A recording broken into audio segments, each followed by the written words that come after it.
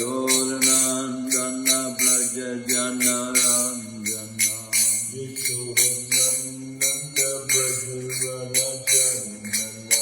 Yamuna Tira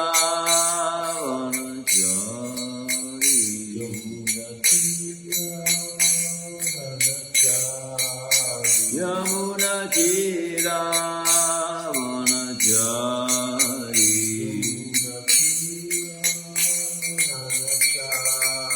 Jaya Radha Madhava Kunjabihari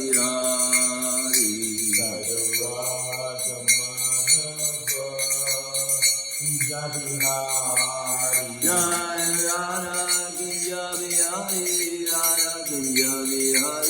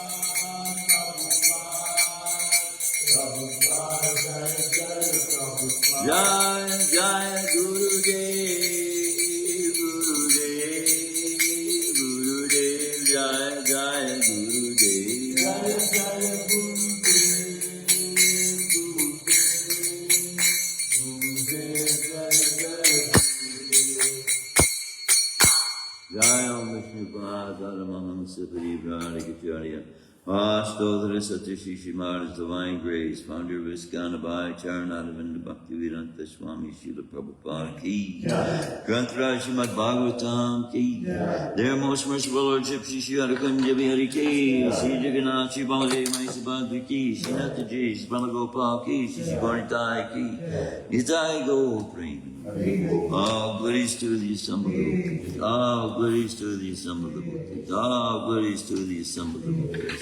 All glories to the Lord and Spirit of Shri Guru and Shri Gauranga.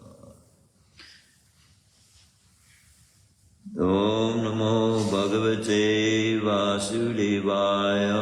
Om Namo Bhagavate Vasudevaya. Om Namo Bhagavate Vasudevaya. Vasudevaya. Om Namo Bhagavate Vasudevaya.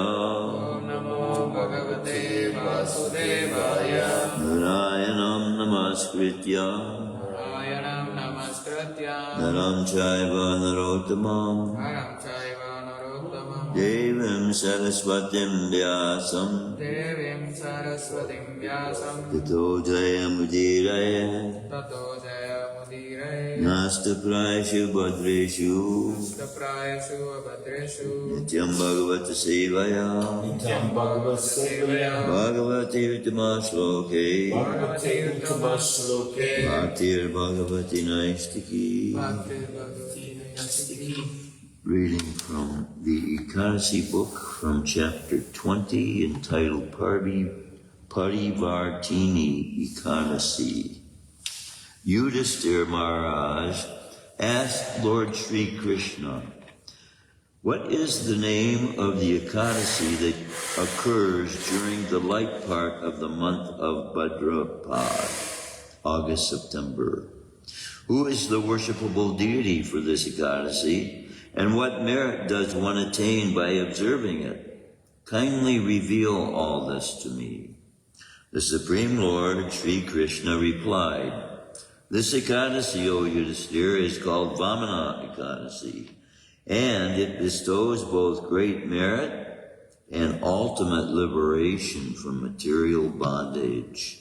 Therefore, because it removes all one's sinful reactions, it is also called Jayanti Ekadashi. Just hearing of its glories frees one from all his past misdeeds. So auspicious is this fast that observing it bestows the same merit as that earned by performing a horse sacrifice. There's no better Ekadashi than this, because it awards liberation so easily. Thus, if one truly desires freedom from the material world, one should fast on Vamana Ekadashi. While observing this holy fast, a Vaishnava should lovingly worship the Supreme Lord in his form as Vamana Dev, the dwarf incarnation, whose eyes are like lotus petals. By doing so, he worships all other deities as well, including Brahma, Vishnu, and Shiva. And at death, he undoubtedly goes to the abode of Lord Hari. In all the three worlds, there is no fast that is more important to observe. The reason this Ekadashi is so auspicious is that it celebrates the day when the sleeping Lord turns over on his other side. Thus, it is also known as Parivartini Ekadashi. Maharaj Yudhisthira then asked the Lord, quote, "Oh, Janardhan, please clear up a question I have. How is it that the Supreme Lord sleeps and then turns over on his side? Oh Lord, when you are asleep, what happens to all the other living entities? Please also tell me how you bound the king of demons, Bali Maharaj, as well as how one may please the Brahmins. How does one observe Chaturmasya? Kindly be merciful to me and answer these questions." The Supreme Personality of Godhead replied, "O Yudhisthira, lion among kings, I will gladly narrate to you a historical event that simply by being heard eradicates all one's sinful reactions. In the Treta Yuga, there once lived a king named Bali. Though born in a demonic dynasty, he was very devoted to me. He sang many Vedic hymns to me and performed homa ritual just to satisfy me. He respected the twice-born Brahmins and engaged them in performing sacrifices daily. This great soul had a quarrel with Indra, however, and eventually defeated him in battle.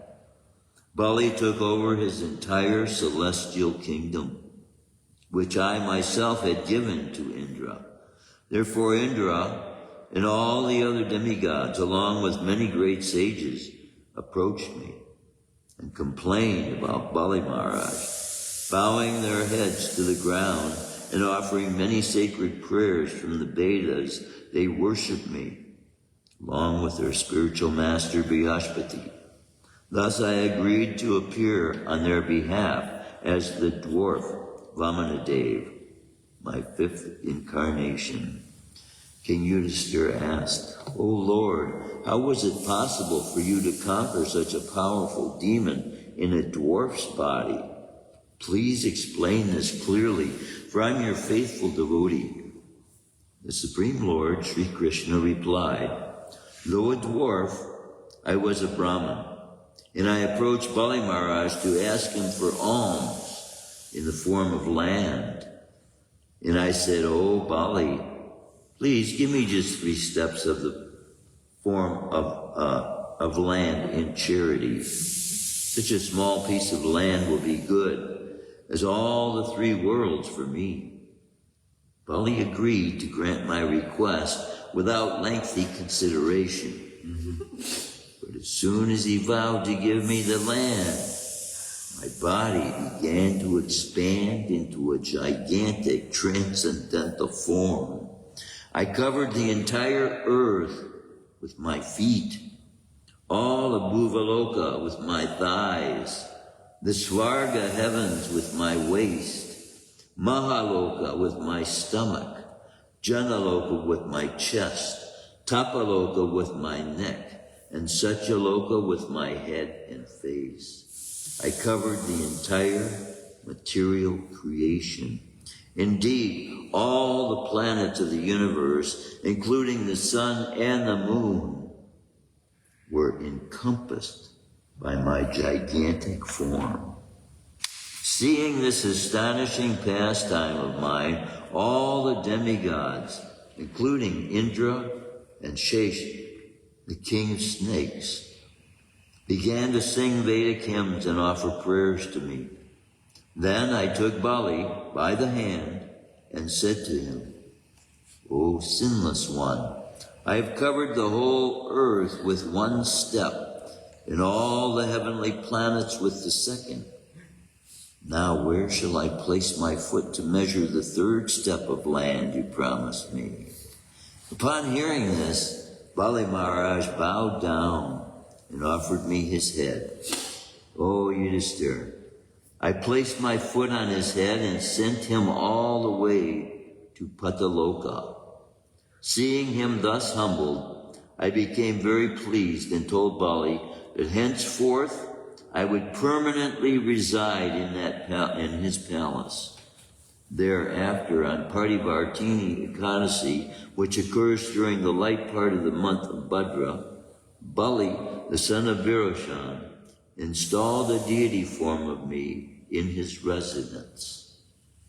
O king, until Haribodhini Ekadashi, which occurs during the light part of the month of Kartik, I continued to sleep in the ocean of milk. The merit one accumulates during this period is particularly powerful. One should therefore observe Parivartini Ekadashi carefully. Indeed, it is especially purifying and thus cleanses one of all sinful reactions. On this day, the faithful devotee should worship Lord Trivikram, Vamana, who is the Supreme Father, because on this day I turn over to sleep on my other side. If possible, on this day one should give a qualified person some yogurt mixed with rice, as well as some silver, and then remain awake throughout the night. This simple observance will free one of material conditioning. One who observes this sacred Parivartini Ekadashi in that way I have described will surely attain all kinds of happiness in this world and the kingdom of God in the hereafter. One who simply hears this narration with devotion will go to the abode of the demigods and shine there like the moon itself. So powerful is observance of this Ekadashi. Indeed, this observance is as powerful as the performance of 1,000 horse sacrifices. Thus ends the narration of the glories of the Parivartini Ekadashi or Vamana Ekadashi, which occurs during the light part of the month of Bhadrapada, from the Brahma Vaivarta Purana.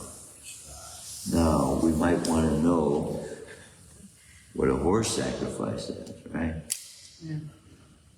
A horse sacrifice is what is taken part in by one who is going to gain the position of being emperor of the world. That's what a horse sacrifice is. And the one who is going to be put in the position sends out a horse for anyone in the world to challenge him by taking the horse, right? And then and then challenge him. But how many does it say here? 14. 1,000. 1,000. Okay. Okay, so now we do want to get the complete benefit, right?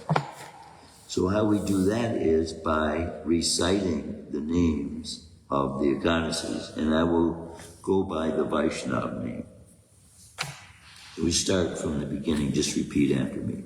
Upana, Mokshara, Safala, Putrara, Trishvisha, Baimi, Vijaya, Amalaki, Papa Vimochani, Damana Koropani,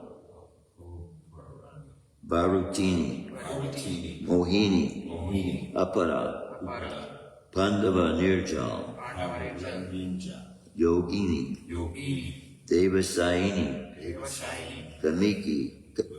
Kamika, Pavitropani, Anada, Parshva, Indira, Pashanpush, Ram, Devotani, Visuddha, and Sudha. Jai. Very powerful now. We will follow and get the benefit. As long as we don't break, can't get the benefit if you break Ekadashi. But as long as you continue through the rest of the day, observing the fast from beans and grains, at least, you will get the full benefit of this Ekadashi. The equivalent of 1,000 horse sacrifices. You know a job out there that might offer that kind? Do you know a job out there somewhere that might offer the equivalent? No, there is not one. 1,000 horse sacrifices. That's becoming the emperor 1,000 times on the planet. Okay. Krishna. So now we're reading from Shrimadbhagavatam, Canto 1, Chapter 8, Text 22. We already did chant the invocations. I have We go right in. one doubt in the Ekadashi story. Say that again. I have a doubt in Ekadashi story. Oh, okay. It mentioned like one should give to a qualified person yogurt and rice on this day, right? Say that again. Here it is mentioned like on this day one should give a qualified person some yogurt mixed with rice as well as some silver. Right, and that's breaking Ekadashi. Yeah. I was just thinking about that. He doesn't have to take it today, but that is a good point. Why would we offer rice on Ekadashi?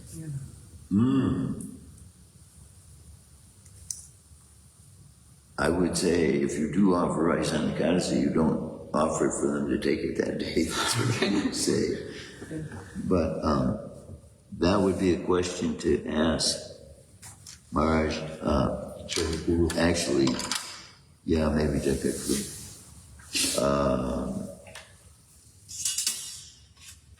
Trying to think of someone who might even be. I'm not sure. Maybe Krishna Balaram Swami could answer. He wrote the book. Okay. We're going to go into text 22. Nama Pankaja Nabaya Nama Pankaja Nabaya Nama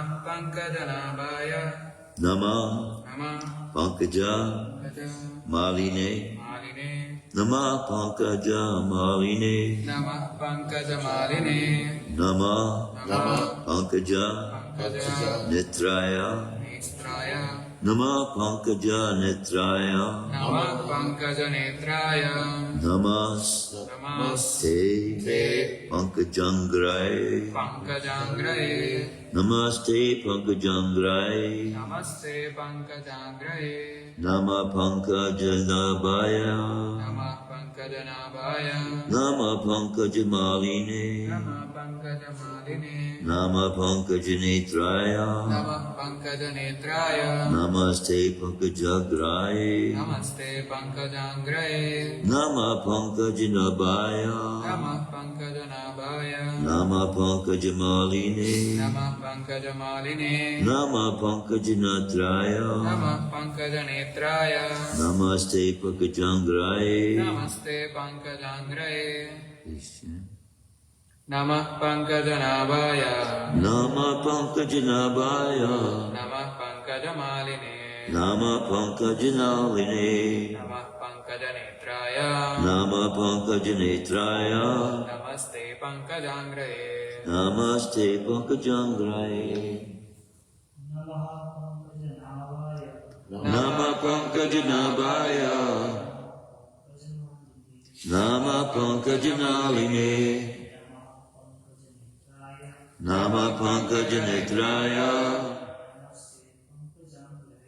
Namaste Pankajangraye. Nama Pankajanabhaya. Nama Pankajamaline. Nama Pankajanatraya. Namaste Pankajangraye. Nama. All respectful obeisances. All respectful obeisances. Pankajanabhaya. Pankajanabhaya. Unto the Lotus Lord, who has a specific depression and resembling a lotus flower in the center of his abdomen. Unto the Lord who has specific depression resembling a lotus flower in the center of his abdomen. Nama. Namah. Obeisances. Obeisances. Pankajamaline. Pankajamaline. One who is always decorated with a garland of lotus flowers. One who is always decorated with a garland of lotus flowers. Nama. Namah. Obeisances. Obeisances. Pankajanetraya. Pankajanetraya. One whose glance is as cooling as a lotus flower. One whose glance is as cooling as lotus flower. Namaste. Namaste. Respectful obeisances unto you. Respectful obeisances unto you. Pankajangraye. Pankajangraye. Unto you, the sole of whose feet are engraved with lotus flowers, and who are therefore said to possess lotus feet. Unto you, the soles of whose feet are engraved with lotus flowers, and who are therefore said to possess lotus feet. Translation and purport by His Divine Grace, Abhaya Charnananda Bhaktivedanta Swami Srila Prabhupada. Jai. My respectful obeisances are unto you, O Lord, whose abdomen is marked with a depression like a lotus flower, who are always decorated with garlands of lotus flowers, whose glance is as cool as the lotus, and whose feet are engraved with lotuses. Please repeat. My respectful obeisances are unto you. My respectful obeisances are unto you, O Lord, whose abdomen is marked whose abdomen is marked with a depression like a lotus flower, with a depression like lotus flower, who are always decorated who are always decorated with garlands of lotus flowers. garlands of lotus flowers. Jai Shri Jai Jagannath, Baladeva, Jai Sri Gauranga. whose glance is as cool as the lotus, Whose glance is as cool as the lotus, and whose feet are engraved with lotuses. and whose feet are engraved with lotuses. My respectful obeisances are unto you, O Lord, whose abdomen is marked with a depression like a lotus flower, who are always decorated with garlands of lotus flowers, whose glance is as cool as the lotus, and whose feet are engraved with lotuses. Purport by His Divine Grace of Bhaktivedanta Swami Srila Prabhupada. Here are some of the specific symbolical marks on the spiritual body of the personality of Godhead, which distinguish His body from the bodies of all others. They are all special features of the body of the Lord. The Lord may appear as one of us, but He is always distinct by His specific bodily features. Shrimati Kunti claims herself unfit to see the Lord because of her being a woman. This is claimed because women, Sudras, the laborer class, and the Dvija Bandhus, or the wretched descendants of the higher three classes, are unfit by intelligence to understand transcendental subject matter concerning the spiritual name, fame, attributes, forms, etc. of the Supreme Absolute Truth. Such persons, although they are unfit to enter into the spiritual affairs of the Lord, can see him as the Archavigraha, who descends to the material world just to distribute favors to the fallen souls, including the above-mentioned women, Sudras, and Dvijabandhus. Because such fallen souls cannot see anything beyond matter, the Lord condescends to enter into each and every one of the innumerable universes as the Garbhodakshai Vishnu, who grows a lotus stem from the lotus-like depression in the center of his transcendental abdomen. And thus Brahma, the first living being in the universe, is born. Therefore the Lord is known as the Pankajanavi. Pankajanavi Lord accepts the Archavigraha, his transcendental form, in different elements, namely a form within the mind, a form made of wood, a form made of earth, a form made of metal, a form made of jewel, a form made of paint, a form drawn on sand, etc. All such forms of the Lord are always decorated with garlands of lotus flowers. And there should be a soothing atmosphere in the temple of worship to attract the burning attention of the non-devotees, always engaged in material wranglings. The meditators worship a form within the mind. Therefore the Lord is merciful even to the women, Sudras and Dvijabandhus, provided they agree to visit the temple of worship in different forms made for them. Such temple visitors are not idolaters, as alleged by some men with a poor fund of knowledge. All the great acharyas establish such temples of worship in all places, just to favor the less intelligent. And one should not pose himself as transcending the stage of temple worship while one is actually in the category of the Sudras and the women, or less. One should begin to see the Lord from his lotus gradually rising to from his lotus feet, gradually rising to the thighs, waist, chest, and face. One should not try to look at the face of the Lord without being accustomed to seeing the lotus feet of the Lord. Shrimati Kunti, because of her being the aunt of the Lord, did not begin to see the Lord from the lotus feet because the Lord might feel ashamed. And thus Kunti Devi, just to save a painful situation for the Lord, began to see the Lord just above his lotus feet, i.e., from the waist of the Lord, gradually rising to the face, and then down to the lotus feet. In the round, everything there is in order. Om Jnanatimirandasya Jnanjana Shalakaya Chakshusumritamina Tasmai Shri Gurave Namaha. So, millions of years before there were such a thing as fingerprints, Krishna had a way of distinguishing himself from every other living being that would come into the world by having specific marks on his hands and his feet. So, in this way, he reveals He's bringing his paraphernalia with him. So now this custom is being revealed to us that is prominent in Vedic culture, which is the respect that certain portions of society pay to other portions of society. Now, we don't have such divisions in society in this age because nobody's in a qualified position. We don't have people that are qualified to be looked at in the same way.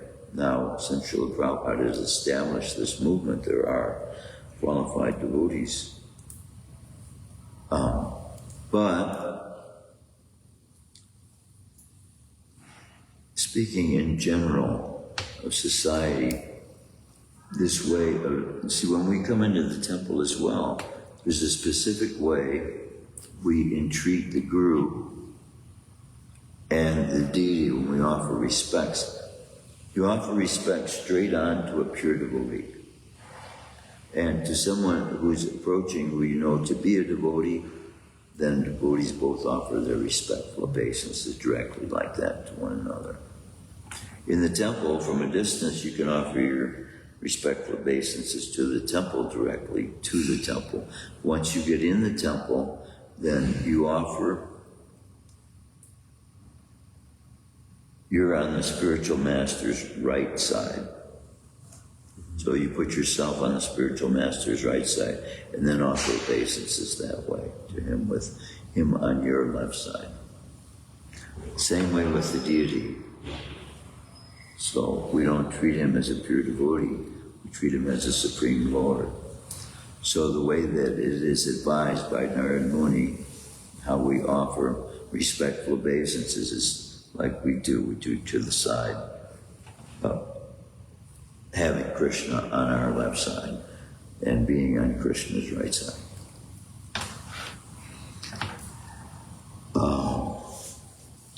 These are etiquettes that they get applied in Vedic society, and now, since Vedic society hasn't been prominent, dominating the earth, which will come, then these various specific aspects of society will eventually manifest. And it is by the reading of these texts and these books that such thing can happen. The only way. And that's why Srila Prabhupada calls these law books, in order to establish in our hearts the significant importance of being able to apply the principles that are being revealed here in our lives, but as well to know that in this particular age that we are living in, some principles are applicable and some principles will not be applicable. Similarly, it is revealed here about how deity worship was established from the beginning, but for the safety of those societies that have not anyone in them who have actually seen the personal form of the Lord, then restriction is given, because Krishna doesn't want people just making up imaginary forms. So this is why this restriction is also given in the Bible. They had not seen God. And what is made evident of the fact that they have not seen God is the fact that their scriptures suggest that you cannot see God until you die. Okay. But that means for them, they are in such a state of consciousness, God will not reveal himself to them. Think about that. Even the scriptures are justifying the eating of meat. So how low? See, and this was brought about because of the demands of the people who had no idea whatsoever of false ego, which Krishna established that from the beginning and foundation of the universe, in revealing how this universe got started with the false ego, in the making of the senses to be able to have some contact with material energy, because in our original form there is no means of contacting material energy. Everything is spiritual in a spiritual world. So this state that we are in on the earth should be what seems foreign to us. Not reading Bhagavatam and seeing the perfection as something that is foreign, right? No, that perfection is supposed to manifest in us. The meaning of thy will be done in earth as it is in heaven. Similarly, thy will be done in earth as it is in the spiritual world. And here there is a distinction being made between the kingdom of God and heaven. We saw in the explanation of keeping the Ekadashi, one goes to, by keeping these regular principles, which are meant to elevate the soul to the heavenly planets, because now we have direct contact with Krishna through his having appeared, that makes this particular age that we are living through very special. That doesn't happen to every planet. And that doesn't happen to every incarnation we've ever taken before. We may have been around, even as bugs or something, when Lord Chaitanya was here. We may have had living forms. But now the important thing is we found the good fortune to be able to be born into a set of circumstances that allows us to put into practice these principles being given to us, so that our consciousness will be at ease when after this life, because we have adhered to the instructions given by the Supreme Person, we will go to be with the Supreme Person. And it won't be foreign. And we won't have to have citizenship papers. Okay. We won't need a birth certificate. We won't need a driver's license. None of these things. You don't have to buy any insurance. No. Krishna insurance. Totally free.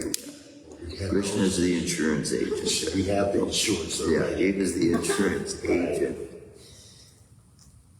He's also the beneficiary. Because everybody that is insured by Krishna, then they make him the beneficiary. That's the best insurance policy there. When the insurance company itself becomes the beneficiary of all of its clients. Yeah, that's Krishna. So, see, people are so afraid of dying and what will happen after they leave their bodies. Right. Which means it is because of unpreparation, unpreparedness, which is everything that Krishna consciousness is centered around. Is preparedness for the next time. The more beneficial, the more perfect environmental set of circumstances where it will be much more easy to carry out. There will be no pain and suffering. My pain's going away. I started retaking sulfur, which is a necessary mineral for the building of bones and also the stretching of the ligaments. And it seems to be helping. Isn't that what's on matches? It may be an ingredient, sulfuric acid as well, but it's a necessary mineral that's normally found in water. When you go anywhere that there's well water, you will get that kind of sulfuric smell. But it's good for the building of bones, and it's something our bodies need, and it's something they've taken out of the water because of the smell. It's not in food. And see, it's evidence that whatever we're doing to try and satisfy the senses of the physical body is actually then detrimental to the health and well-being of the physical body. They grow apples to make apples turn red before they're ripe. and to have a thick skin so they can endure hail and all these hardships in the weather thing. Farmers specifically breed them for those qualities. Why? Because it will endure, their crop will be strong. They will appear to the eye of the people who's going to buy it as though it's the kind they want, because it's red. Problem is, they taste like potatoes. When you eat these red apples that turn red before they're ripe, if you pick them just because they're ripe, you will find out before the sugar matures that they taste like potatoes. They don't have. So, without knowing the purpose of life, man's consciousness affects everything he involves himself in. And in so doing, then he entangles himself in the laws of nature. And those three controlling factors, once he pursues the desire to satisfy the physical senses of the body, in our pursuit of that is our experience of trouble and anxiety and thinking we're without, and those things that we pursue to provide us the satisfaction we think we're going to get. When we don't have them, then we think we're without. And that's also a state that is apart from being self-conscious, self-realized. Didn't even know what it is. Self-realized. Realizing what we are, the substance we're made of, and the experience of knowing the substance we are made of. Because we are, as long as we're entangling our mind in the events and the subject matter and the elements of this material universe, our mind is going to be boggled by the limitations that those things bring with them. Which is why it's so important for us to concentrate throughout the day on those things that are eternal. On Ekadashi, we're advised we don't even spend time shaving our body on Ekadashi. Nothing, just chant and reading is chanting also. Every one of these verses, you can meditate on for the whole day and get complete and more complete and absolutely complete realizations of the meanings behind these verses. They're so deep, and which is why the Guru is called heavy. Heavy. You can think about what he's saying and what he said in its application in our lives, and how deep it can go in affecting people around us and our circumstances, and in creating an environment of consciousness that frees us from the elements of the material. There's a balance. See, Ayurveda deals completely with the physical body. Then you have scriptures meant to train us to be able to manipulate the material energy, which the master weapons, these weapons, they're not spiritual. They don't have the master weapons in the spiritual world that I know of. And the energy is of a completely different nature. And it is so foreign to anything we know of in this material world. We concentrate upon it the whole rest of our lives and not come to the full understanding of what it is. The eternal nature of the soul, the substance that is. Because we're limited with being covered over by the material energies result of combined chemicals and minerals, all these things. So it restricts our concentration on the use of the senses we have physically, restricts us from being able consciously to realize. This is why yoga and meditation as a way of freeing us from contact with those things that remind us where we are. So if you're sitting in one place, it is easier to become free from the influence of the things around us. And so the mind in that state of consciousness then can begin to grasp the nature of the eternal. But as long as we're being disturbed by constantly hearing the lawnmowers going over here, fans blowing in my ear, telephones ringing over there, this person's yelling at that person, it makes it difficult. In the same way, if we live with people whose mind is over on this racetrack over here, whose mind is going to this casino over here, they want to go to this restaurant over here, they want to do this thing tomorrow and that thing the next day, all these things in their minds, and they are surrounding us with all these thoughts. More passion, yeah. And then the mind is dragged into those thoughts. And then we float along, go with the flow. To each his own is the same. To each his own. We don't want to disturb, make waves. And so people go along and then they can take birth again, take birth again, take birth again. So we have to wake up to where we are and where we're aiming to get to.